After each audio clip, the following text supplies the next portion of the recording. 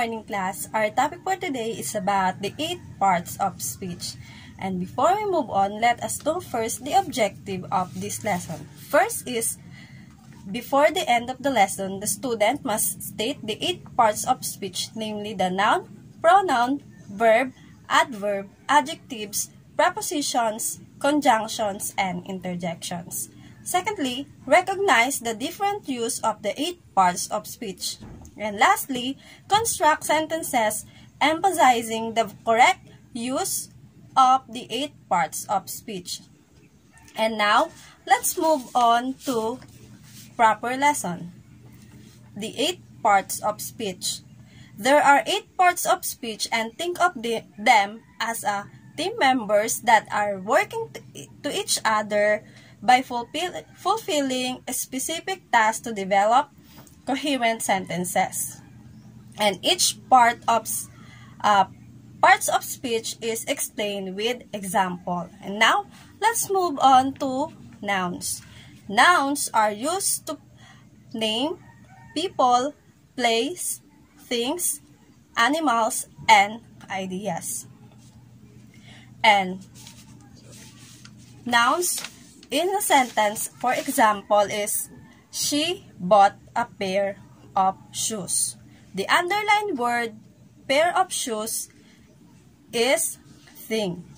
Next is I have a pet.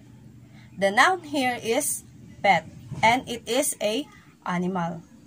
And now, let's move on to pronouns. Pronouns are words that is used to substitute or take place of specific words or nouns. And pronouns also allow speakers and writers to avoid reading the names of specific nouns. This makes language more concise and efficient, as long as the noun being replaced by the pronoun is clearly understood. And what are the example of pronouns in the sentence? For example, I have reached home at 6 in the evening. The underlined word I explains that it is a pronoun and it is in a first person singular. Next example is, did someone see a red bag on the counter? The underlined word someone is the indefinite pronoun. And next is, that is my mom. The underlined word my represents a possessive pronoun. And now, let's move on to verb. When we say verb, and now, let's move on to verb. Verbs are words that denote an action that is being performed, the noun or subject, and in a sentence. And they are also called verb as an action word. And are in example, in a sentence, we have read, sit, run, pick, come, pitch, and etc. And in a sentence, for example, she plays cricket every day. The word underline cricket is the verb here because it has the word and action. Next is, did you have a breakfast? The word underline is did because it is an action. Next is, let's move on to adverb. Adverb are words that is used to provide more information about verbs, adjective, and other adverbs that is used in a sentence. And some examples of adverbs are today, quickly, randomly. And in sentence, for example, in sentence, did you come here to buy an umbrella? The word underlined here represents the word adverb of place. And next is, I did not go to school yesterday. The word yesterday underlined because it is an adverb of time. And next is, Xavier reads newspaper every day. The word underline is every day because it is an adverb of frequency. And now, let's move on to adjectives. Adjectives are the words that are used to describe or provide more information about the noun or the subject in a sentence. And there are some examples of adjectives. And these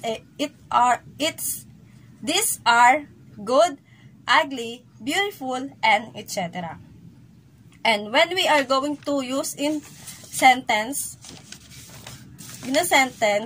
the word adjectives, for example, the place we visited yesterday was serene. Serene is the adverb in a sentence. And next is, did you see how big that dog was? The word big, it is underlined because it is the adjective in a sentence. And now, let's move on to prepositions. In prepositions, the prepositions are words that are used to link one part of the sentence to another. And prepositions show the position of the object or subject in a sentence. And some examples are in, out, besides, in front, below, and opposite. And now, let's move on to prepositions that are used in a sentence. Prepositions, for example, in a sentence, Mom asked me to go to the store near my school. The word prepositions example in a sentence. The thieves jumps over the wall and escaped before we could reach time. The word over is the preposition in the sentence. And now, let's move on to conjunctions. Conjunctions are parts of speech that is used to connect two different parts of a sentence, phrases, and clauses. And some examples in a sentence are and, or, for, yet, although, because, not, and not only.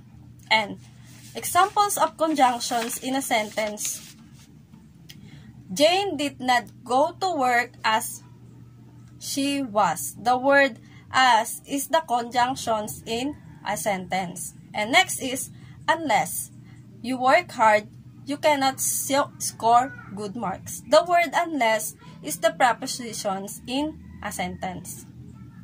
And next is, I have not finished my project yet. I went out with my friends. The word underlined here, yet, is the preposition of, is the conjunctions here in the sentence because it connects two different parts of a sentence.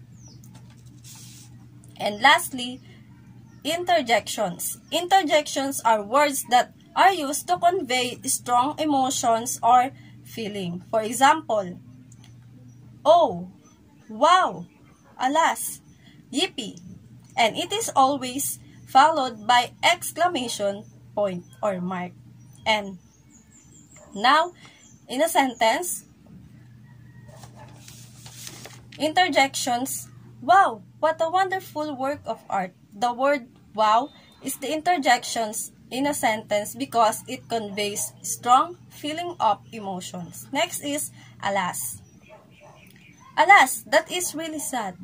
The words alas is the conjunctions in the sentence. And lastly, yippee. Yippee, we won the match. And the interjections here is yippee because it conveys an emotion.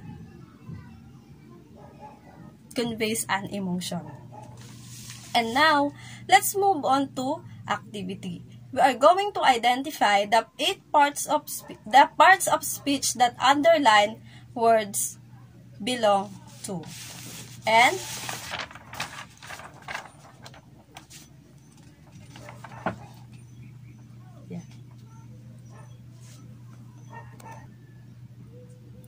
for the activity, we are going to identify which part of speech the underlined words belong to.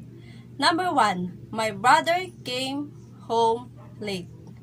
The word my, it is a pronoun. And next is home is a noun because it is a place. And next is late. It is an adverb. And next is I am a good girl. The word I is a noun. And am is verb. And good is a adjective. The word good, it is an action. And next is number 3 is this is the book I was looking for. The word underline I was looking. The word I, it represents pronoun. And next is was looking is an adverb. And next is whoa. This is amazing. The word wow, it is underlined because it is an interjection and it conveys an action, a strong feeling or emotion. And next is amazing. It is an adjective. And lastly, number 5, can you please pick me up, Dan and me, on your way home? The word and is conjunctions, and the word on underlined because it is preposition, and your is a pronoun. And for your activity, you are going to write a sentence that uses the 8 parts of speech, like the activity that we do today. And thank you and have a nice day.